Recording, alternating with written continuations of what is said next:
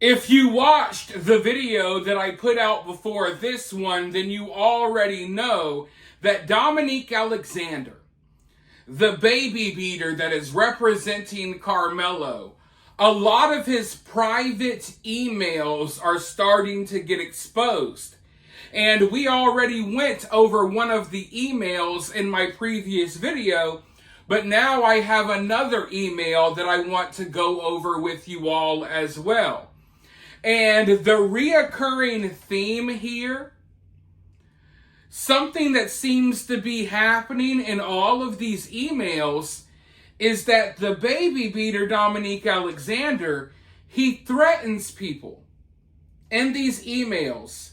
He always threatens people with riots and protest to try to get his way.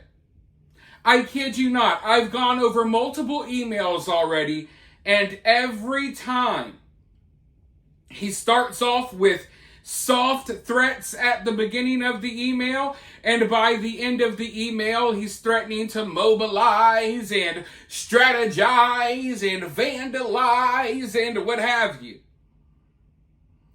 Now, you have to understand that this Dominique character, he does not have the power that he's pretending to have. And he's intimidating the local school district, the Frisco Independent School District. He's intimidating certain city officials and things of that nature by flexing this power that he does not have. But at the same time, I understand that people are somewhat worried because he has been involved in organizing protests and riots that have led to people losing their life. Multiple officers were gunned down at a riot, at a protest that this Dominique Alexander helped organize. But the power that people maybe think Dominique Alexander had in 2020 during the BLM riots and the power and influence he has now, it's totally different. What I've been trying to explain to people is that when it comes to people like Dominique and his fake activist group, they're irrelevant. They're only as relevant as whatever story they're attaching themselves to. So when they attached themselves to the BLM George Floyd riots, of course they were successful in doing that. And I think that people were misguided, they were misled into thinking that Dominique and this activist group had all of these supporters, when in reality, people were going to come out and riot and protest regardless. Dominique kind of just attached himself to that. Because we saw them try to organize a massive protest a couple of weeks ago, and 3 people showed up. And I don't even think those 3 people actually showed up for the protest. I think they just happened to be at the park that day and decided to hang around and see what was going on. But Dominique Alexander keeps going to these school board members. He's emailing all of these people, including the superintendent of the Frisco Independent School District, and he's just constantly threatening them. And it feels like extortion to me. Like this has to be against the law. It's one thing if it happened one time, but it's a constant reoccurring theme. He tries to get his way, and he threatens protest, unrest, and riots if he doesn't. Now, like I said, I feel like that's extortion. You're threatening people with violence if they don't do what you tell them to do, if they don't comply. That's basically what's happening here, long story short.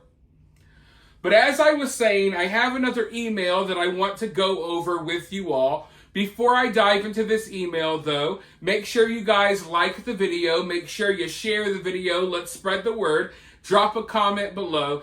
And if you support these videos, if you're happy that there's still someone out here willing to call this stuff out, even though a lot of other people already moved on, then you could always support the channel via Cash App or Super Thanks. It is always greatly appreciated.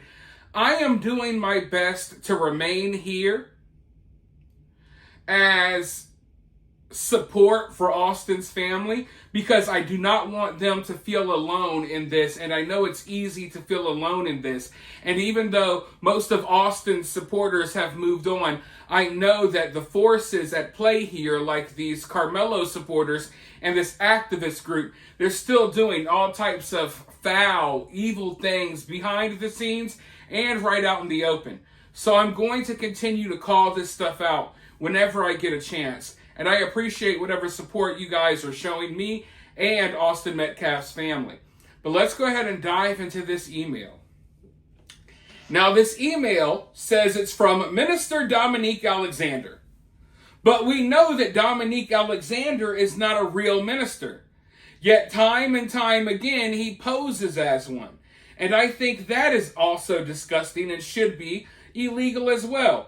But here's his email to the superintendent of the Frisco Independent School District. This was brought to us by Sarah. Dear Dr. Waldrop, the world has been rocked by the unfortunate tragedy that occurred during a recent Frisco ISD track meet, and so too have the families who are now at the center of this national moment. This includes Redacted, a family devastated by the events and now navigating an unimaginable situation. As the president of the Next Generation Action Network, the largest social justice organization in North Texas, I write this letter with the utmost sincerity and respect, advocating for humanity, fairness, and due process. Our organization has been in direct communication with the Frisco Police Department, working to ensure that justice is handled peacefully and without bias. NGAN is standing with Redacted during this critical time to ensure that the civil rights Redacted are not prematurely violated. It has come to our attention, Redacted. Now, what's the important part here? The important part here is that we now know, allegedly, from what Dominique Alexander says, that his fake fraudulent organization, they've been in direct contact with the police department. They've been in direct contact with the police this entire time. But why? For what? What are they trying to accomplish? Have they pressured law enforcement into not releasing the video of what happened? Because we know there's videos. What have they been saying in law enforcement's ear? Why do they need to maintain this direct contact with law enforcement? What do you guys have to say? Could it be that law enforcement is intimidating some of the people locally into not speaking up because of influence that they've received from this fake activist group? Because I find it odd that no one in this area is really talking about this story. People saw things, people talk, but no one's talking about this. There were a lot of people at that track meet that day. You haven't seen any of them interviewed. Why is that? You see, I heard weeks ago that people in this area were basically being threatened to be quiet about this case. That they were basically being threatened not to say anything about this case because this could be done to them or that could be done to them, yada yada. And I wasn't sure if those claims were true or not. But now hearing that this activist group is directly in contact with the police, now I'm wondering if these threats to make people kind of stay quiet about this case, is law enforcement working with this activist group to silence people? You literally cannot put anything past this activist group, and I'm sorry to say it, folks, you can't put anything past law enforcement these days. You could be back the blue no matter who, you could support the police all you want, At a moment's notice, they will be weaponized against you. They will work against you. And that's not saying all cops are bad. I respect law enforcement. I respect the job that they do. But there's a lot of corrupt stuff going on. And in situations like this, we've seen the police turn their back on the people before. Let's look at the lockdowns when the police were beating the hell out of people and dragging them out of stores because they weren't wearing a mask and stuff like that, okay? I haven't forgotten that stuff. Some of you all have. Don't forget.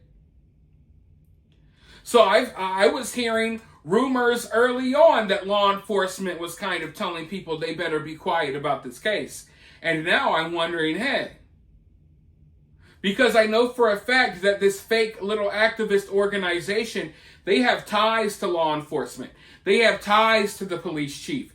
They have ties to some powerful people because unfortunately, all across America, we're allowing ghetto ratchet people that have no business having any positions of power. We're allowing these DEI hires to pour in. We're allowing them to be police chiefs. We're allowing them to be judges. And everything is falling apart because of this. So understand that there is a strong possibility here that Dominique, the baby beater, and his fake little network, that they have connections within law enforcement, and they're using these connections to silence people when it comes to the truth about Karmelo Anthony. There's a reason why, and now we know, there's a reason why the school district allowed Karmelo to graduate. There's a reason why they didn't expel him. There's a reason why local media outlets were reporting on this story and then immediately dropped the story like a hot potato. There's a reason why. There is a conspiracy behind the scenes to shut a lot of information down. And that's why I'm still here talking about this case to this day, still here trying to dig up whatever I can about this case. And luckily there's a few other people out there like Sarah who are doing the same. But let's go forward. That is not the end of the email. He does start threatening them. NGAN has a long-standing history of collaboration with school districts across North Texas. We have worked on education policy, student rights, and school safety issues for over a decade.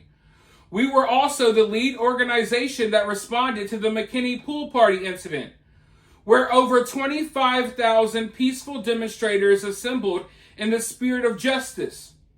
We share this not to threaten, but to convey the seriousness with which we approach our advocacy when justice and civil rights are at risk. Let me be clear. We do not wish for public confrontation.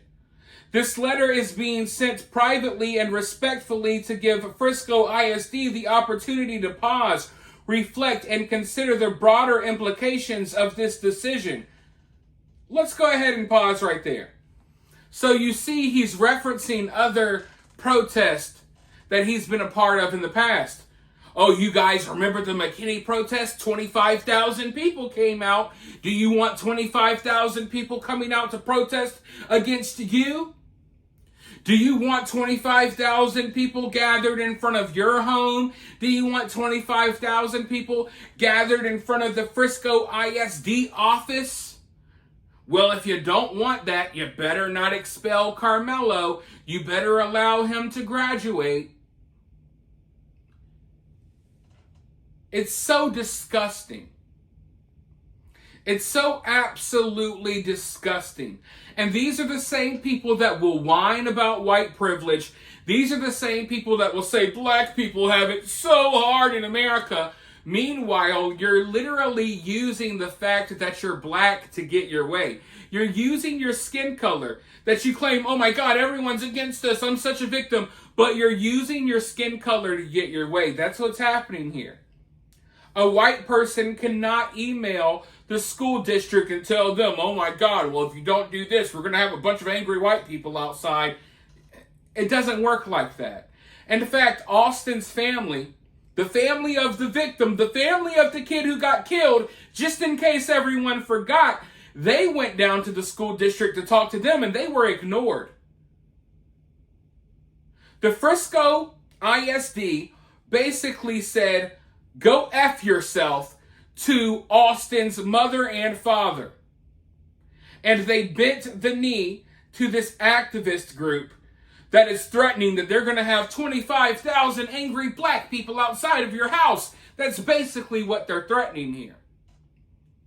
Even though I don't believe Dominique has the power to do that, he's using past protest as an example, like, oh yeah, you saw that? This could happen again.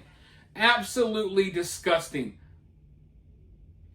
I hate this type of behavior, but it's the type of behavior that we're so used to seeing. But let's go forward. There's a lot redacted. It says, currently receiving daily threats and experiencing hate-fueled intimidation. Redacted. Minister Dominique Alexander, a fake minister, our president, and NGAN as a whole believe deeply in peaceful resolution and in the integrity of public education. We are not asking for special treatment. What? What? Really? Really? I'm not even that type of guy. I'm not someone who reacts off of my emotions. I don't have low impulse control.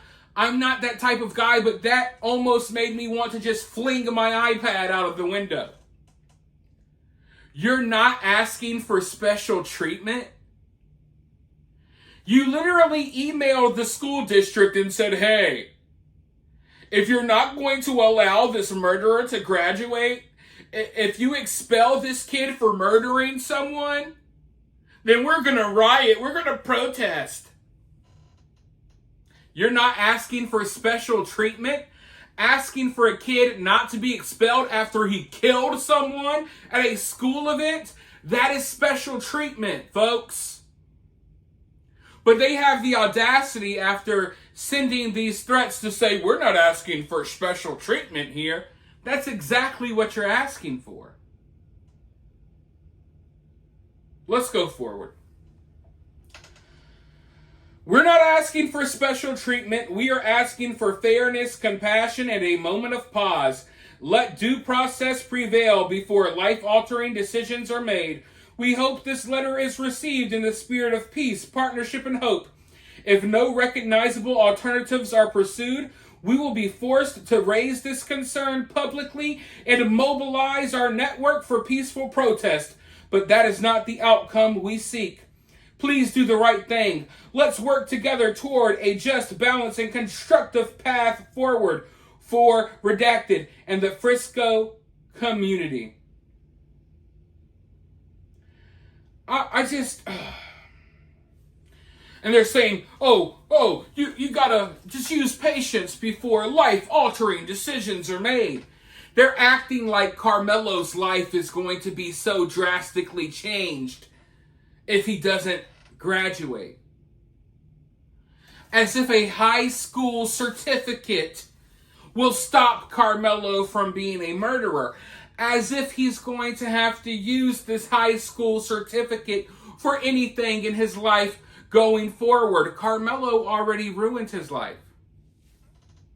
Karmelo already ruined his life, and a fake graduation and a high school diploma isn't going to change that. But that's not what this is about. This is about them using their race to get their way and basically rubbing it in Austin Metcalf's family's face. That's what this is about.